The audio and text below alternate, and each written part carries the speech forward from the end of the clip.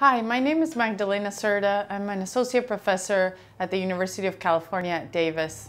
My paper, entitled Reducing Urban Violence, a Contrast of Public Health and Criminal Justice Approaches, will be appearing in the January issue of Epidemiology.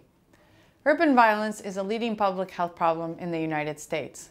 One of the leading approaches to prevent this problem has been to invest in targeted policing in the most violent areas in city neighborhoods.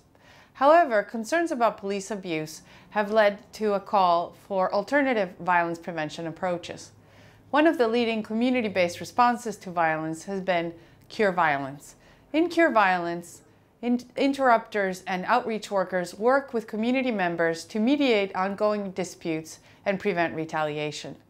In our study, we used a simulation approach to figure out what was the relative impact of investment in targeted policing versus cure violence on rates of violent victimization in New York City, and to figure out what the optimal combination of cure violence and targeted policing could be to reduce urban violence.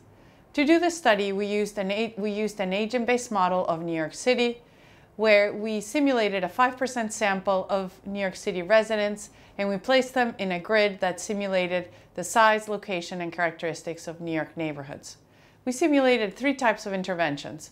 1, investment in targeted policing in the most violent New York neighborhoods. 2, investment in cure violence in these same neighborhoods. And 3, a combined investment in both. This study found that investment in cure violence in the most violent New York neighborhoods over 10 years could reduce violent victimization by about 13%. In contrast, investment in targeted policing plus doubling the size of the police force could reduce violent victimization by 11%. And 3, investment in cure violence and a 40% increase in the size of the police force could reduce violent victimization by 19%.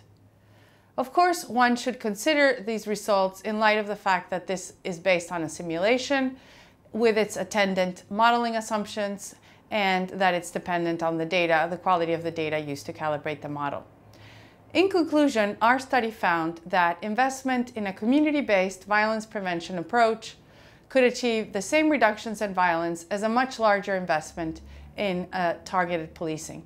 More importantly, however, it shows that investment in both a criminal justice approach plus a community-based approach to violence prevention can achieve larger reductions in violence with fewer resources than either can in isolation. Thank you very much for listening.